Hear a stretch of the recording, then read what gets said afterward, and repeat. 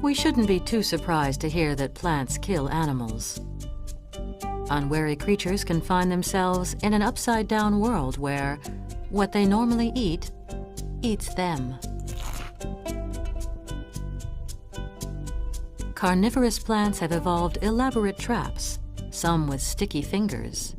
Others have snapping jaws or slippery slides to catch prey. This is how they've adapted to living in poor soil and compensate for nutritional deficiencies. They've even pushed the limits of refinement by growing their sexual organs far from their stomachs in order to spare pollinating insects.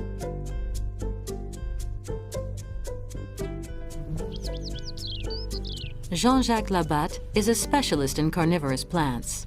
His collection in southwest France is unique in Europe.